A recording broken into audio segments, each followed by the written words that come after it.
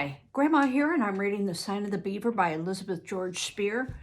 And in the last couple chapters, we found out that Ben, who stopped by, was not a friendly visitor, and he stole the rifle. Um, I'm not sure that we understand today how important that rifle was for Matt. For us, hunting is more of a fun activity, not so much a matter of survival. Um, and very few of us live in communities that we need to have a rifle for defense. But Matt is feeling very, um, very vulnerable because he's not sure how he's going to get any food. He has vegetables planted, and he knows how to fish, but he's not that crazy about fishing. So that's where the story picks up again, is chapter 4. It was hard to be deprived of the hunting. Now, whenever he went into the forest, the squirrels and the rabbits frisked about boldly, knowing perfectly well he had no gun in his hands. Once he was certain he could have had a good shot at a deer. Instead, he went fishing, and he knew he ought to be grateful that the creek and the pond could provide all the food he needed, even though fish didn't stick to his ribs like a good meat stew. Here and there in a sunny spot, he discovered a patch of blueberries. Gradually, his spirits rose again. The July weather was perfect. The flies, and the mosquitoes were less bothersome. He began to count the days ahead instead of the ones he had notched. 2 or 3 more sticks and his family would be here. The corn was growing taller. The little hard green pumpkins were rounding out. He could wait a little longer. Perhaps he even became a mite careless. He'd been fishing all one morning, a good clear day, the water still nippy on his ankles, the sun warm on his bare head. He'd followed the creek a long way and had a lucky catch. He came whistling out of the woods, swinging 4 speckled trout. He quieted down of a sudden when he heard a crackling in the underbrush close by. Then he stopped short at sight of the cabin. The door was swinging open at a crazy angle. One hinge was broken. Across the door still, some white stuff dribbled like spilled flour.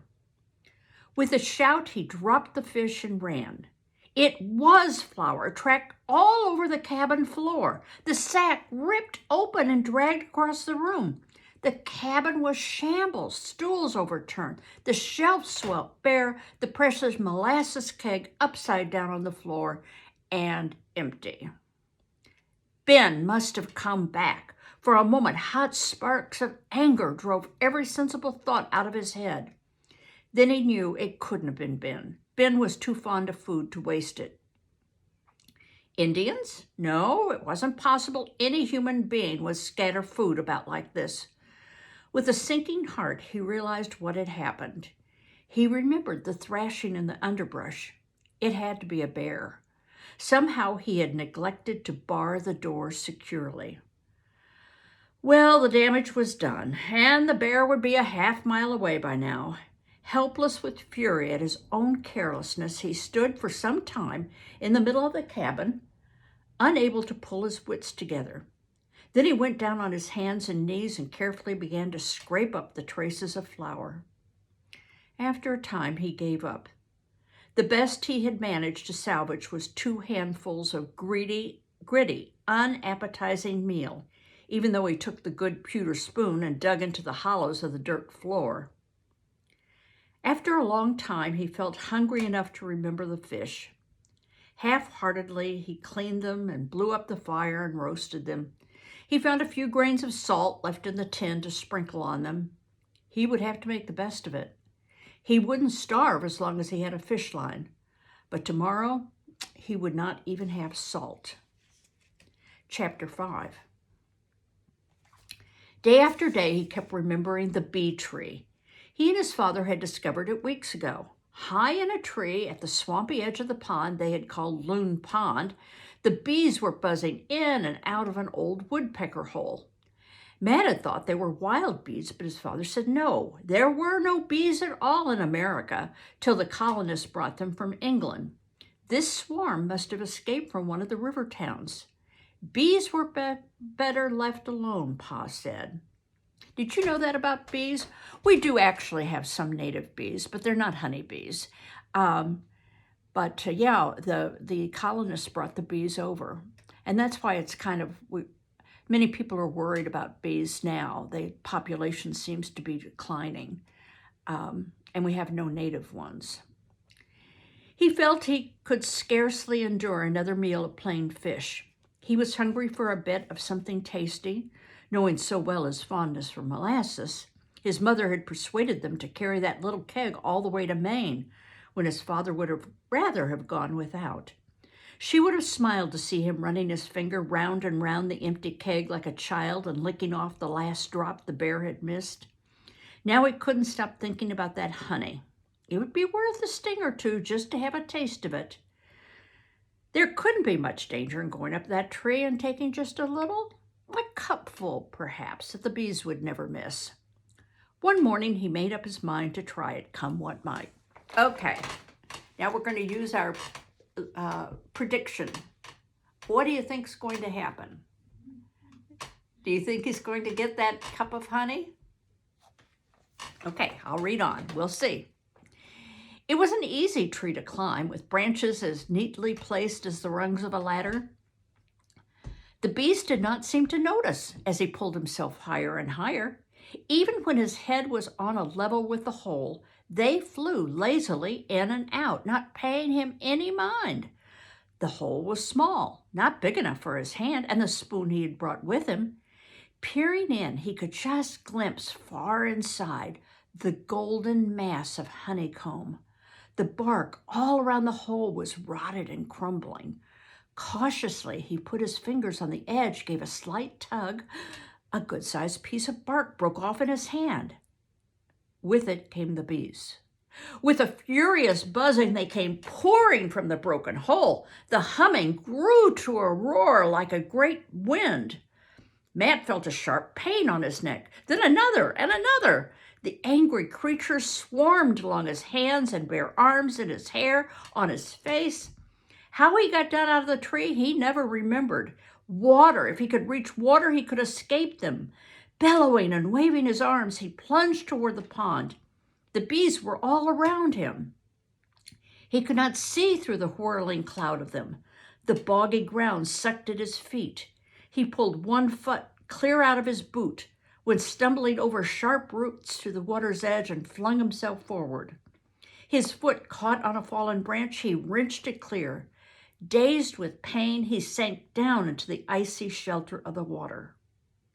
He came up choking. Just above the water, the angry bees circled.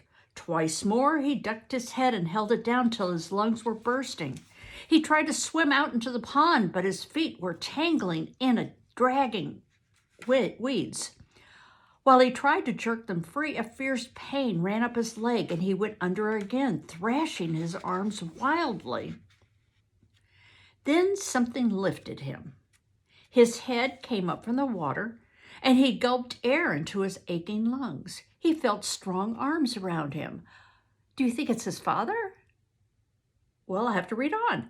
Half conscious, he dreamed that his father was carrying him. And he did not wonder how this could be. Presently, he knew he was lying on dry ground. Though his eyelids were swollen almost shut, he could see 2 figures bending over him. Unreal. Half-naked figures with dark faces. Then as his wits began to return to him, he saw they were Indian, an old man and a boy. The man's hands were jerking for his throat, and in panic, Matt tried to jerk away. "Not move," a deep voice ordered. "Bee needles have poison, must get out." Matt was too weak to struggle. He could not even lift his head. Now that he was out of the cold water, his skin seemed to be on fire from head to toe, yet he could not stop shivering. He had to lie helpless while the man's hands moved over his face and neck and body. Gradually, he realized that they were gentle hands, probing and rubbing at one tender spot after another. His panic began to die away. He could still not think clearly. Things seemed to keep fading before he could grasp them. He could not protest when the man lifted him again and carried him like a baby. It did not seem to matter where they were taking him, but shortly he found himself lying on his own bed in his own cabin. He was alone. The Indians had gone. He lay too tired and sore to figure out how he came to be there, knowing only that the nightmare of whirling bees and choking water was past, and he was safe. Some time passed. Then once again the Indian was bending over him, holding a wooden spoon against his lips. He swallowed in spite of himself, even when he found it was not food, but some bitter medicine. He was left alone again, and presently he slept. Well, did that chapter turn out the way you thought it would? Certainly was different than what I thought. Well, I thought he was going to be stung, but I didn't realize he was going to fall in a pond and have to be rescued. Chapter 6. Finally, Matt woke and knew that he was well. His body was no longer on fire. He could open his eyes, and he saw that sunlight glinted through the chinks in the roof. All his familiar things were around him, the shelves with the pewter dishes, his jacket hanging on a peg.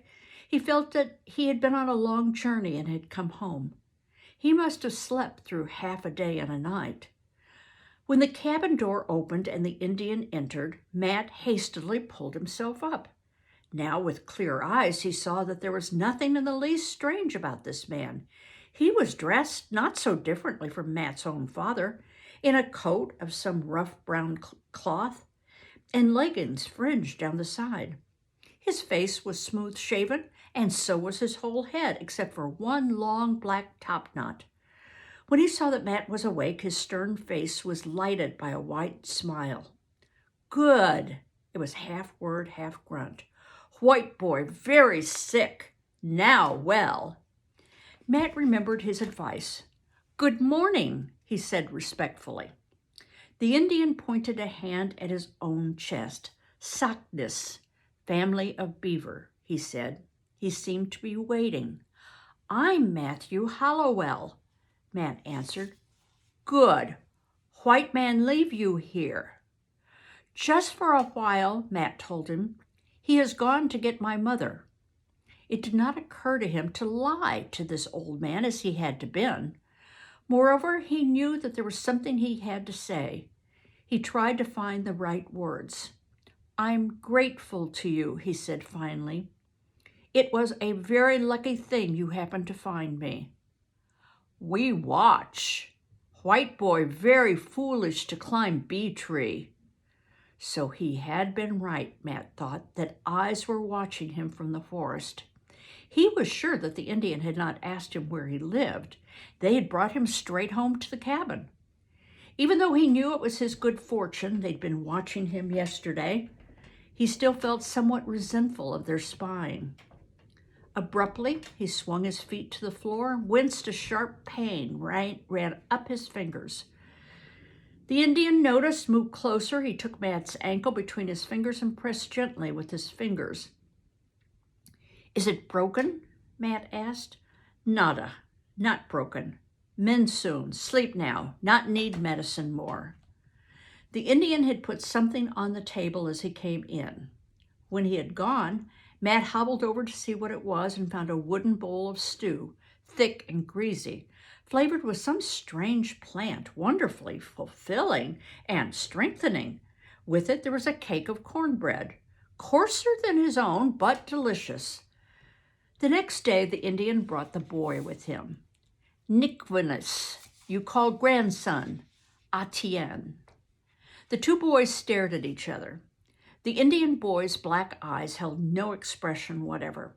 Unlike the old man, he was naked except for a breechcloth held up by a string at his waist. It passed between his legs and hung down like an apron back and front. His heavy black hair fell straight to his shoulders. "Atienne, same winter as White Boy, maybe?" the man asked. He held up 10 fingers and then 4 more. "I'm 13, Matt answered, holding up his own fingers. At least, he excused himself. That would be true in another week.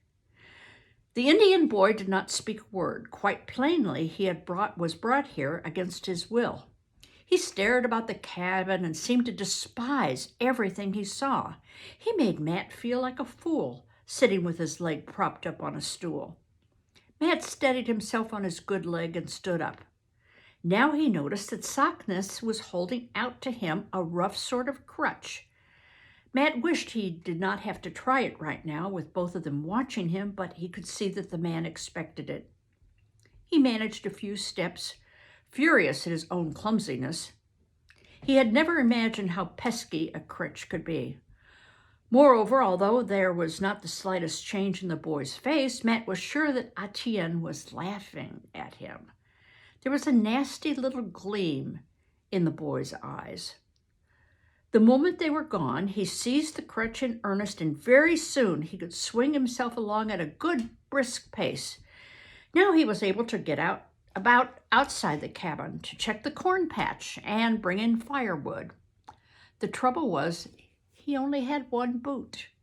The woolen stocking his mother had knit for him was wearing thin.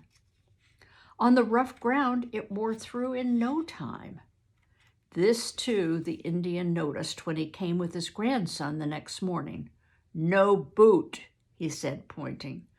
"I lost it," man answered. "It came off in the mud when I ran."